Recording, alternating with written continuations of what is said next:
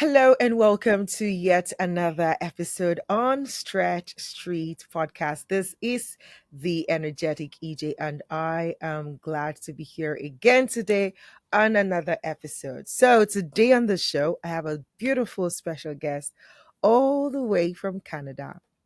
My guest today is Urmi Hossain, and she holds a honor in finance and obtained the CFA charter in April 2023. Her profound passion for finance has influenced her love for personal development, particularly the desire to mentor young girls and women on finance in her leisure time. With a firm belief in self-education and continuous learning and growth, she is an active member of the Toastmasters organization where she serves as the VP of Education. She also works as the social media lead for the Women in Leadership Foundation, an NGO creating a platform to promote diverse, equitable, and inclusive workplaces. Urmi is known for her inquisitive nature and constant eagerness to learn while seeking answers in educational books and motivational podcasts. Three adjectives that distinguishes her are energy, disciplined, and determined. On top of all of that, she is a blogger, a YouTuber, a polyglot self-published author, a speaker, and mentor. And I love this about her. She leaves a sparkle everywhere she goes. And I'm like, okay, there's going to be a lot of sparkles from this episode. So I give some sparkle, she gives some, and everybody gets some sparkle from this episode today. And, she speaks many languages, one of my favorites. So I'm going to welcome her to the show today with this language. Ciao, Urmi. E fantastico averti nello show oggi. Come stai? Sto bene, tu? Oh my goodness, I had to practice that one. I mean, I've been learning Italian for over a year now, but I can read, I can read it, I can understand it when I see it, but speaking it is still a problem because I mean I'm not in Italy or I'm not surrounded by Italians, so I don't speak it regularly. But now I'm beginning to meet Italians, so I'm hoping that I'll be able to speak more and learn the language more. But how are you today? Thank you for coming on the show. I'm good, and you? I am well, thank you very much. So tell me, I mean, your journey to being a polyglot, where did it start from? So how many languages do you currently speak? I speak 4.5 languages. 4.5 languages. What are they? Why 4.5? Which is 5? Which one is point 0.5? The point 0.5 is Spanish. Oh, Spanish. So that means you're still learning it. I am. I am Okay. still learning it. But the other four are Bengali, Italian, English, and French. Bengali, Italian, English, French, and then Spanish. Okay. Tell me a little bit about your growing up. I grew up in Italy. I was born and raised in Italy. I was born in the south of Italy, and then we used to move around a lot throughout the whole Italy. So I did a little bit in the south of Italy and the rest of my life in the north. And my parents are from Bangladesh, and this is why I always say like I'm Italian by birth and Bengali by blood, because I think it makes it clear what I'm trying to say when I'm saying like I'm specifying exactly because there was a little bit of struggle when I moved to Canada and people would ask me where I was from and it was a struggle for me to come up with an answer. And so I pretty much lived my whole life in Italy, and then I moved to Canada for various reasons where I basically did my university, and I've been living here for more than a decade. I work in Montreal, so and it's a very multicultural city, so I very much like that, and I feel like in Montreal you can be part of different communities because it's so multicultural. So yeah. So, it's interesting you talk about, how you were born in Italy, even though you're from Bangladesh, and now you live in Canada, right? So the different, you've been in different places, and that could really affect sometimes like, okay, where do I belong? How were you able to navigate that? I don't know if it came to you at some point as identity crisis. Did it? If not, but how were you able to handle like being from different places and trying to still be your authentic self where you found yourself? Yeah. Yeah, there was an issue of belonging at the beginning because I I didn't really feel like I was fitting anywhere. That's how I felt my whole life. I was as I was growing up, because I was very much aware of the way I looked, and also about my features. Like I knew that I didn't look Italian, so I was very much aware that whenever I was around my Italian friends, I didn't look like that. But then I also feel like I didn't fit the other side, which was the Bengali community, because even around them, like I look like them, but I did not think like them. So that was another issue. Like mentally, like my mentality was slightly different than theirs, especially because I was around so much of like Italian people. So my mentality was not like the South Asian mentality, was very much like the Western mentality. So that's how like I felt like I wasn't fitting. And so there was always an issue of belonging. Like I never felt like I was good enough. I never felt like I fit anywhere. I never felt like I belonged anywhere. And I think this became even bigger when I moved to Canada, because I think people would make me feel that way, even though they didn't want to intentionally, but they would make me feel that way when they asked me that question, like, where are you from? And would make me think a little bit, because I was like, I'm really not sure what to answer, and I don't want to spend 20 minutes explaining my life history. And so that was, I think, what triggered a little bit this process in me of like start thinking who am I as a person, and what I want to stand up for, what I want to represent.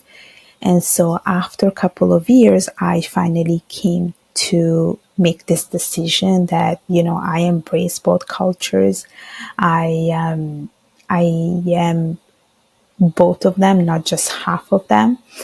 And so that's why I always say I am Italian by birth and Bengali by blood, because I think it just encompasses who I am as a person. And I do have both sides in me. Like those two sides, they do come out when I am around people. So I like to bring that flavor. I feel like it just makes me unique and special and authentic.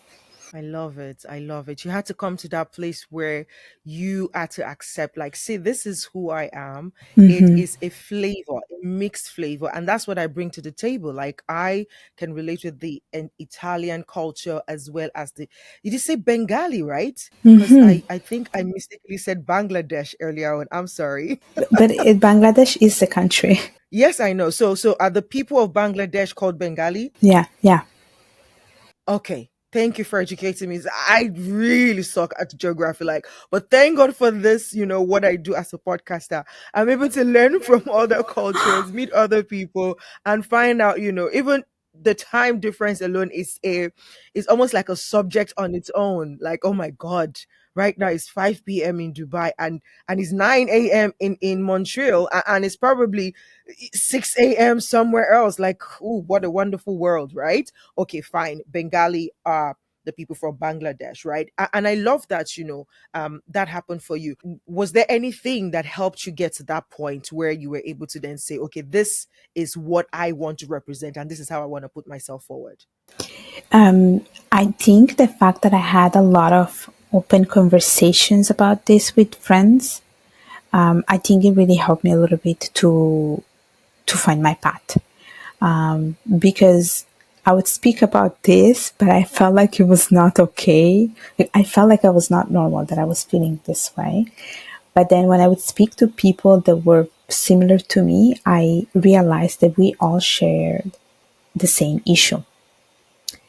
And so speaking about it, I think really helped me and also gave me a lot more confidence to really go through this. Right, right. Tell me a little bit about your financial journey and how your desire to help women, especially girls, to train them and mentor them in the finance world. What was the inspiration behind that? So I studied finance and I work in finance. And one thing that I noticed as I was navigating the financial sector was that I never paid attention to this, but the financial sector is very male dominated, and I've seen it in my classroom, and then I see it in the industry. I see it like, who are the people in the board of directors, who are the people working in the management team, and that's what I saw. There was a lack of representation, diversity, and etc. And the issue was also that even in the South Asian culture, there is this whole issue that women are not given enough education. We're often seen as a financial burden. And if you're a girl, usually you're given away to marriage because you're not seen of any value. And women do not know too much about finances because they are taught that they always have to depend on their male counterparts, which is not correct, I think. I think we should be always taught to be independent regardless of any relationship status. And so, because of that, I was like, you know what? I do want to mentor other women to basically learn about finances. But basically, what I do, I mentor them in the sense that I give them guidance on, like, if you want to study finance, I give them guidance on that. If you want to work in finance, I guide them. I basically guide them, and I teach them also about other skills like communication skills, leadership skills, public speaking skills, things that are very useful no matter what. And so that's what I do. And I mentor usually like young women. So I'm talking about people in their 20s who are like between 20 to 25, people who have just started university, or who have just started their career, because I feel like I can bring that value and share my own expertise. And so that's what I've been doing. Yeah. Right, right, right. And how has that journey been for you? Has it been challenging? Has there been time that you ask yourself, like, oh my God, who sent me? Like, why am I doing this? Should I quit? Has there been any time for you like that? No, not really. I actually do very much love it because it's volunteering, right? I'm not like, no one is paying for doing any of this, but I very much enjoy it because I feel like I'm meeting very great women, and all the women that I meet, they're so ambitious. They're like, I want to get this, I want to do that, and I'm like, I love it because I'm also like that, and I feel like I can see a little bit of myself in them as well. So. Amen. Oh wow. So it feels fulfilling for you to be able to, help them get that value, add that value to themselves as women. Fantastic. Okay, so you also, you also blog, you do YouTube, you were an author. Tell me about that mixture. Like, how do you find time to do all of this I with being in the create financial world? I create the time. That's how I say it. Yeah, the blog, it's really started in 2020, if I'm not mistaken, and it was just random. This whole blogging thing was just random. It wasn't supposed to be anything serious, but then it did become serious. So I have been blogging for 4 years, and the reason being is I wanted to write a book eventually, and I was like, I need to start from somewhere. I have to start like working on my writing skills. So it started with blogging, and then I shifted also to YouTube because I am part of the Toastmasters club. And so I was like, you know what? I want to put in practice my public speaking skills, my interviewing skills, and Right. stuff like that. And so that's how I started with YouTubing. And before starting with YouTube, I was interviewed in someone's YouTube channel, and I remember thinking, "Oh my gosh, I love doing this!" Like honestly, like that was the trigger. I was like, "I love doing this. I should like start my own thing." So that's how I started with YouTube, and then with the book, even the book, it was not planned. Like when I wrote it, it was like, yeah, it's a long term goal. It will happen eventually. But then one day I sat down. I was like, you know what? I'm just gonna write it. And so I wrote the book. I think it's been 2 years. And after that, I was like, you know what? I want to write the second one. So eventually I'm going to write the second one. And I used to think like when you write a book, you have to go through a publishing company, but not necessarily because now Mm, you can do self publishing. So I was like, you know what? I don't need self-publishing, anyone. I yeah. can do it by myself. And so that's how I ended up also being a self published author. I love it. You seem to be a go-getter, right?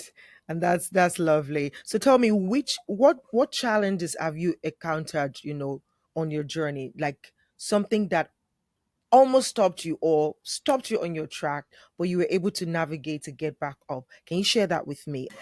Um, you know what? I think there were many times that I had some setbacks, and there is not one that I can pinpoint. I mean, there is one general one, which is, if things do not go the way they're meant to be, it's fine. That's how I approach it. I'm like, you know what? It's because I'm meant to be for bigger things. That's what I tell myself.